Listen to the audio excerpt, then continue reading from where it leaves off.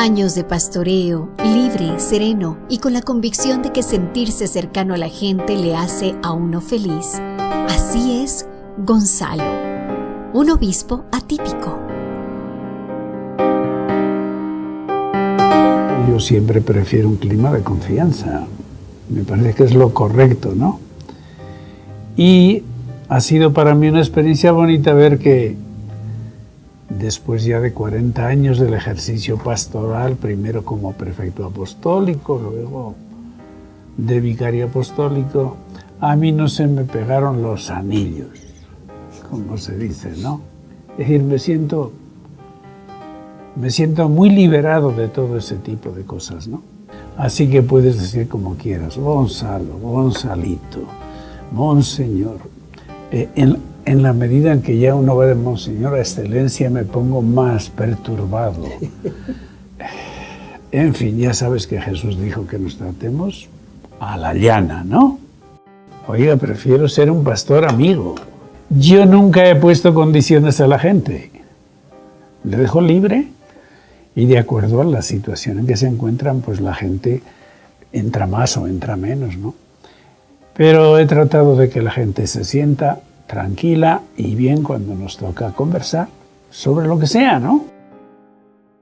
Esta ha sido una de las mejores ayudas que ha hecho a Sucumbíos, intentar ser amigo de todos, característica que marca su vida desde su infancia, de la que guarda gratos recuerdos.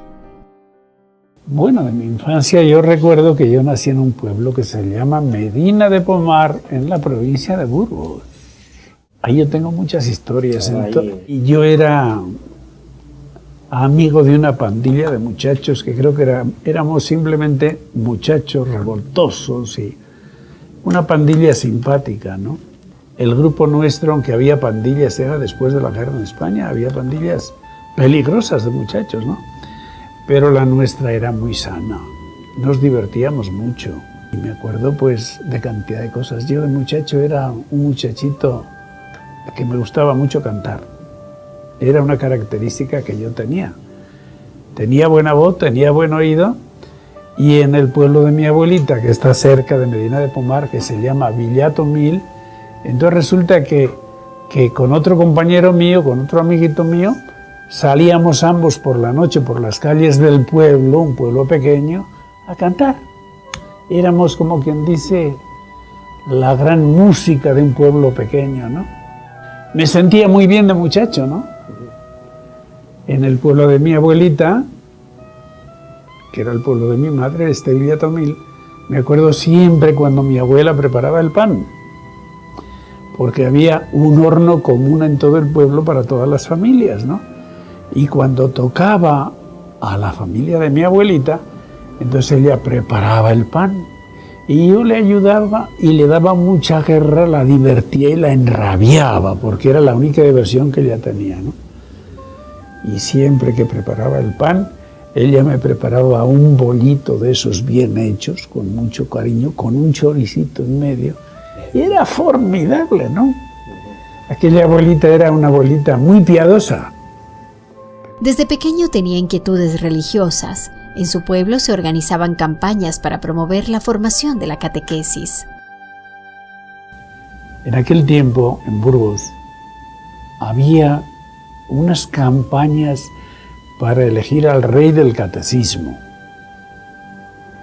o a la reina, en que consistía en que se promovía la formación de la catequesis. En aquel tiempo era aprenderse el catecismo, ¿no? Entonces yo me tomé la tarea de aprenderme el catecismo, pero nada de que yo tuviera profesor ni profesora. Yo simplemente me aprendí el catecismo yo mismo, por delante, por detrás, derecha e izquierda. Yo me sabía aquello al dedillo, ¿no? Y me fui a la escuela. Y en la escuela estaban reunidos todos los muchachos. Y estaba el cura, y como era tiempos de Franco, estaba el alcalde, y estaba el jefe de la Guardia Civil, y yo no sé cuánta gente había allí. Y bueno, y entonces yo toqué la puerta. Pasé, y yo chiquitín, que tenía unos 9 años, 8 años, pasé por allá. Dice, ¿qué quieres? Que me vengo a examinar de catecismo. ¿Pero cómo? ¿Quién es tu padre? Mi padre es Antonio el Velasco. ¡Ah! ¿Y te vienes a examinar? Sí.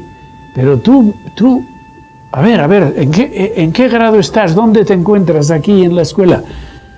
No, yo es que no vengo a la escuela. ¿Y por qué no vienes? Pues no vengo porque tengo que ayudar a mi papá en el campo. Entonces se quedaron muy asombrados que yo, de mi cuenta, me iba a examinar. Y de hecho me examinaron. Y como yo no estaba en lista, yo no podía pretender ganarme el trofeo del rey, ¿no? Pero me dieron 5 pesetas. Criado en una familia de grandes valores que influenciaron para tomar decisiones trascendentales, se interesó por la vida religiosa. Y es interesante esto que cómo me vino a mí la vocación de carmelita, ¿no? ¿Qué vocación? ¿Cómo será eso? Llegó un día de la estación que tú conoces, bajó un fraile caminando. Iba con su carterita por allá, pues caminando por aquella carretera, llegando al pueblo, porque la estación estaba lejos, ¿no? Y la pandilla de amiguitos que éramos, ¿no? O de amigotes, pues le vimos a aquel fraile caminar por allí. Nos escondimos detrás de una loma y le empezamos a insultar. Porque había ese clima contra curas, contra frailes, ¿no? Le decíamos una palabra que en aquellos tiempos saliera muy usada. ¡Cuervo! Sí. Y el hombre volvía. Y no veía a nadie, nos escondían. Y así lo tuvimos al hombre atormentado. Él siguió caminando y los 2 chavales gritando, ¿no? Bueno, y llego a casa, ya de noche o de tarde, y mi madre dice, oye, ¿tú quieres ir a los frailes? Digo, sí.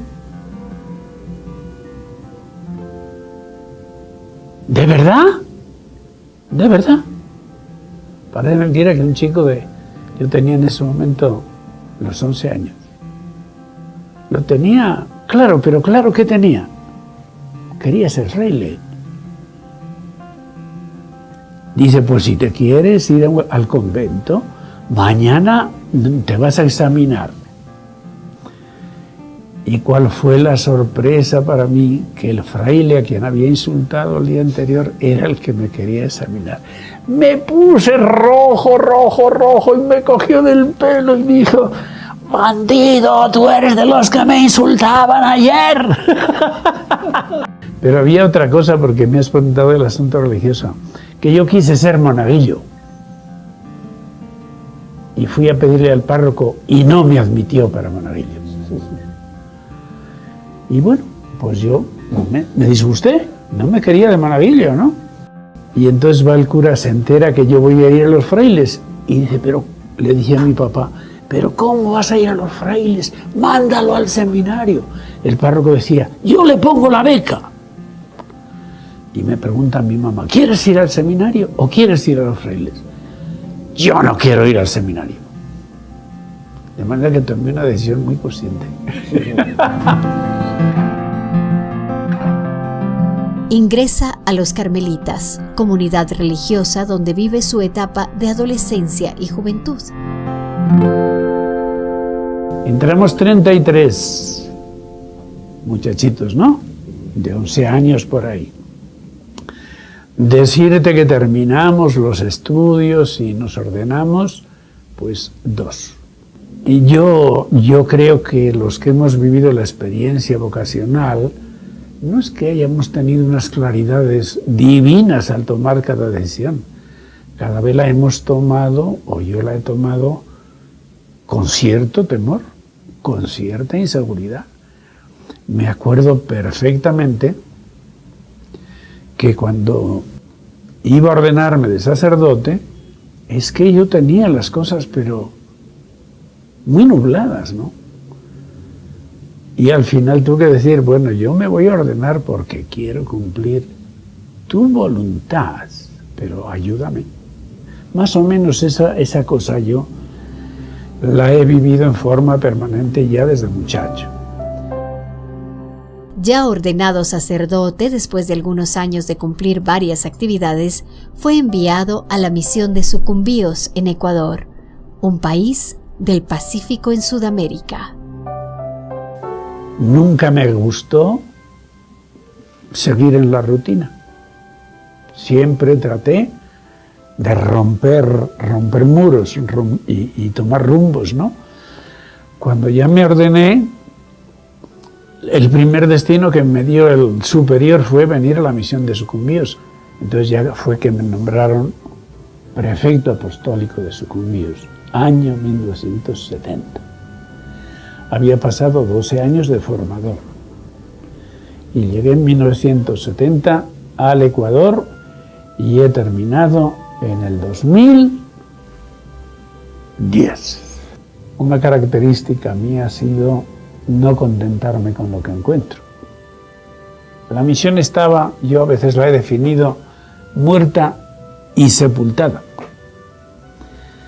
Mi antecesor, Monseñor Wenceslao Gómez Frande, había muerto en un accidente de aviación viajando desde Cuenca a Quito. Y yo llego en un momento en el que la Iglesia latinoamericana está en ebullición y la Iglesia universal y América Latina está llena de movimientos revolucionarios. Y por Cuba anda Fidel Castro, ¿no? Y por el otro lado anda el Che Guevara. Y bueno, y las dictaduras que empiezan a moverse por América Latina. Y en Europa habíamos tenido el Mayo 68 de los estudiantes y la rebelión de los claveles en Portugal y no sé qué primavera de Praga, y era el mundo entonces así, ¿no? Y la Iglesia estaba pues muy conmocionada en torno a la búsqueda de un camino a partir del Vaticano II y Medellín. Yo llegué así que terminadito Medellín. Entonces yo he vivido en toda la onda de la Iglesia latinoamericana. No he sido un señor que ha ido a una misión que está muy escondida y allí tengo el trabajo y no me muevo. Estuve siempre muy conectado por todo el continente y sobre todo con las iglesias y pastores y teólogos que estaban ilusionados en este cambio. Y te digo que ha sido una experiencia formidable. La vida misionera no es fácil. Hay momentos de dolor, hay lágrimas escondidas detrás de las sonrisas. Las ha habido buenísimas y gruesas, ¿no? Pero sí le agradezco a Dios que me concedió un temperamento arriesgado. Yo, por la bendición del Señor, tengo un temperamento, creo que quijotesco, ¿no? Soy Don Quijote. Y Don Quijote decía, mi descanso es el pelear. Entonces es verdad que he mantenido ese espíritu y que me ha gustado mucho la fiesta, y Sucumbíos ha sido una iglesia de mucha fiesta. Fiesta cuando las comunidades, la gente, los catequistas, los misioneros, en fin, los diferentes momentos, las confirmaciones, etcétera, no son simplemente ritos religiosos, sino ritos festivos, ¿no? De tal manera que en el escudo mío figura un plato, una vasija, una mocavo indígena, con la que se toma la chicha, ¿no? Y en el fondo de la vasija está Jesús y la iglesia, la J y la I. Y uniendo la J y la I hay una cruz. Y en la I hay una llamita, no un punto. Y eso quiere decir que, o hemos entendido que es la iglesia viva. Entonces, la fiesta es cuando la gente vive su fe con alegría, donde no simplemente ya cumplimos, ya hemos cumplido, ya tengo al hijo bautizado, ya le tengo... No. Nosotros hemos hecho fiestas y muy buenas fiestas. No hemos sido una iglesia triste, hemos sido una iglesia alegre. Dentro del episcopado soy un sujeto bastante atípico. No he sido muy formal. He sentido la necesidad de que pongamos el acento en las cosas que funcionan, que valen, que crean vida, que crean relación, en fin, aunque nos saltemos algunas normas, ¿no? Me he sentido muy libre yo. En el encuentro con Dios hay algo significativo y expresivo. Es el tema de la oración. Yo he sido un carmelita que he hecho de la selva mi convento. Entonces, nunca he tenido decaimiento en el tema de la oración. Santa Teresa dice una cosa: por males y pecados y calamidades que una persona haga, si ora, Dios la lleva a puerto de salvación. Y el haber vivido en la selva, que considero que es un privilegio especialmente importante para la gente orante, ha sido para mí un privilegio increíble. Yo he hecho a veces viajes en las canoas de noche, en el río, tranquilo, tumbado en el fondo de la canoa y orando, mirando las estrellas. Eso es lo que a mí me ha marcado. He procurado siempre, ¿no?, mantener esa llama encendida. Y no en un plan de decir, pues, que un cuarto de hora, que media hora, sino al final creo que me he convertido en una persona que ora continuamente, ¿no? Me siento contemplativo y me siento místico. Me siento de la escuela, ¿no? Y yo he hablado mucho de esto a la gente. Y a la gente, a las comunidades, a los ministerios, en las celebraciones, he hablado mucho de Jesús. Y he hablado mucho de la mística. Y en Segundo Galilea, uno de los teólogos moderados de la liberación, escuché una vez una cosa, o leí una cosa de él que la he empleado muchísimo. La mística es un manantial de agua pura y permanente. Yo sí siento haber tenido ese manantial. La mística no la producen los libros, la erudición, el ambiente apacible. La mística la produce un encuentro con Dios y un encuentro con el pueblo, ¿no? Y cuando uno ya es manejado desde dentro por el Espíritu, entonces alcanza un grado de libertad y un grado de serenidad que no la puede quitar nadie, ¿no? Ese es un modo, ¿no? De forma que entra uno en una vida de oración en el cual acaecen las cosas que tienen que acaecer. Uno se siente libre, uno tiene capacidad para hacer frente a las dificultades a veces terribles, y uno puede vivir con serenidad. A la hora de la hora y en los años que tengo, yo digo, y qué suerte mejor me podía haber tocado. Ha vivido momentos difíciles en la vida. Muchos le ven como revolucionario, rebelde, pero está tan cercano a Dios que por eso puede afrontar estas experiencias. Yo ya cumplí los 75 años y presenté la renuncia, ¿no?, al Papa. Y me fue aceptada a los 2 años. En Sucumbíos la Iglesia y la provincia han nacido juntas. Ahí se ha creado un pan que lo hemos amasado entre todos, de convivencia, a veces de confrontaciones, a veces de fiestas, de todo, ¿no? Y a los 6 meses de haber salido me encuentro con que aquello está deshecho, roto y lleno de discordias. Y me pregunté, ¿qué puedo hacer? Y me lo pensé ante Dios, como 2 meses, y en la reunión aquí de los carmelitas con el superior les dije, tengo una pequeña idea en cuanto a mí se refiere. En aquellos días, y sin haberlo yo sabido, alguien me regaló además un libro de pensamientos de Gandhi, ¿no? Y tiene una pequeña reseña biográfica, el librito, donde cuenta la vida de este personaje. Y fue muy interesante porque este hombre consigue la independencia de su país, del Imperio Británico, que entonces era el Imperio Fiero, a base de este tipo de medidas. Y consigue la independencia de su país, inmenso país, sin violencia.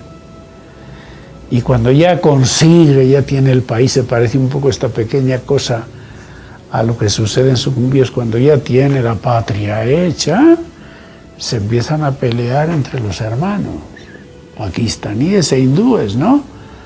Y el hombre dijo, pues ahora entro en un ayuno hasta la muerte. ¿Sí? Y yo sabía eso. Yo dije, yo quiero entrar en un ayuno tipo Gandhi. Escribí una carta en la que expliqué por qué lo hacía.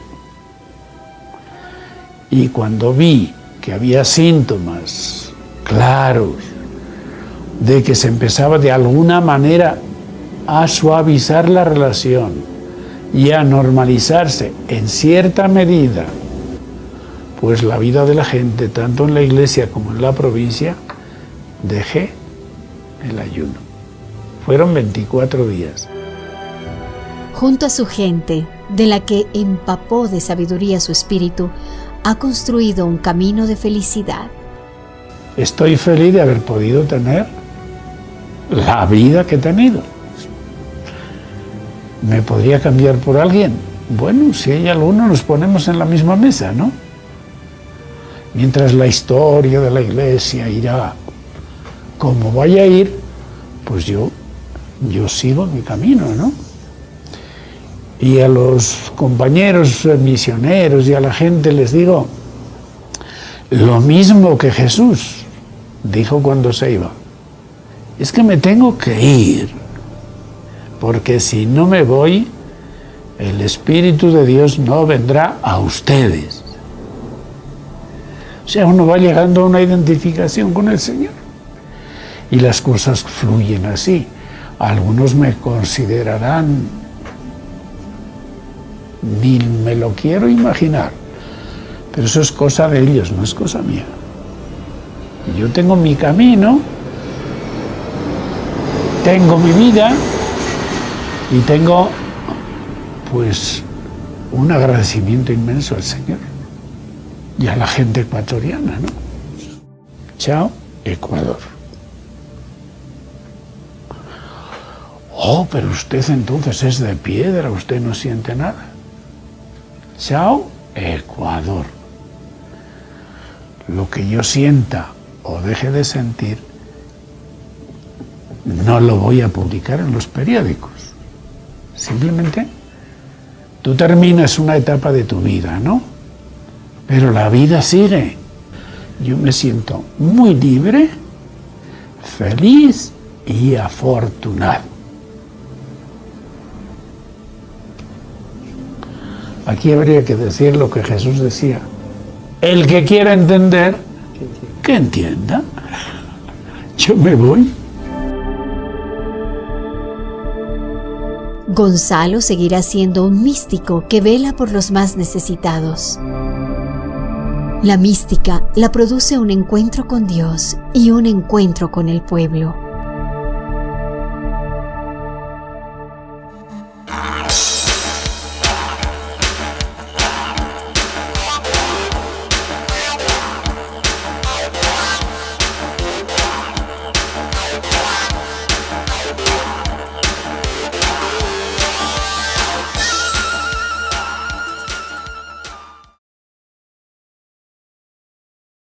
Mucha guerra la divertía y la enrabiaba, porque era la única diversión que ella tenía, ¿no? Y siempre que preparaba el pan, ella me preparaba un bollito de esos bien hechos, con mucho cariño, con un choricito en medio, y era formidable, ¿no? Aquella abuelita era una abuelita muy piadosa. Desde pequeño tenía inquietudes religiosas, En su pueblo se organizaban campañas para promover la formación de la catequesis. En aquel tiempo, en Burgos, había unas campañas para elegir al rey del catecismo o a la reina, en que consistía en que se promovía la formación de la catequesis. En aquel tiempo era aprenderse. Años de pastoreo, libre, sereno y con la convicción de que sentirse cercano a la gente le hace a uno feliz. Así es Gonzalo, un obispo atípico. Yo siempre prefiero un clima de confianza. Me parece que es lo correcto, ¿no? Y ha sido para mí una experiencia bonita ver que después ya de 40 años del ejercicio pastoral, primero como prefecto apostólico, luego de vicario apostólico, a mí no se me pegaron los anillos, como se dice, ¿no? Es decir, me siento muy liberado de todo ese tipo de cosas, ¿no? Así que puedes decir como quieras, Gonzalo, Gonzalito, Monseñor. En la medida en que ya uno va de Monseñor a excelencia, me pongo más perturbado. En fin, ya sabes que Jesús dijo que nos tratemos a la llana, ¿no? Oiga, prefiero ser un pastor amigo. Yo nunca he puesto condiciones a la gente. Le dejo libre y de acuerdo a la situación en que se encuentran, pues la gente entra más o entra menos, ¿no? Pero he tratado de que la gente se sienta tranquila y bien cuando nos toca conversar sobre lo que sea, ¿no? Esta ha sido una de las mejores ayudas que ha hecho a Sucumbíos, intentar ser amigo de todos, característica que marca su vida desde su... Y en el pueblo de mi abuelita, que está cerca de Medina de Pomar, que se llama Villatomil, entonces resulta que con otro compañero mío, con otro amiguito mío, salíamos ambos por la noche por las calles del pueblo, un pueblo pequeño, a cantar. Éramos, como quien dice, la gran música de un pueblo pequeño, ¿no? Me sentía muy bien de muchacho, ¿no? En el pueblo de mi abuelita, que era el pueblo de mi madre, Villatomil, me acuerdo siempre cuando mi abuela preparaba el pan, porque había un horno común en todo el pueblo para todas las familias, ¿no? Y cuando tocaba a la familia de mi abuelita, entonces ella preparaba el pan y yo le ayudaba y le daba mucha infancia de la que guarda gratos recuerdos. Bueno, de mi infancia yo recuerdo que yo nací en un pueblo que se llama Medina de Pomar, en la provincia de Burgos. Ahí yo tengo muchas historias. Y yo era amigo de una pandilla de muchachos que creo que éramos simplemente muchachos revoltosos y una pandilla simpática, ¿no? El grupo nuestro, aunque había pandillas, era después de la guerra en España, había pandillas peligrosas de muchachos, ¿no? Pero la nuestra era muy sana, nos divertíamos mucho. Y me acuerdo pues de cantidad de cosas. Yo de muchacho era un muchachito que me gustaba mucho cantar. Era una característica que yo tenía. Tenía buena voz, tenía buen oído.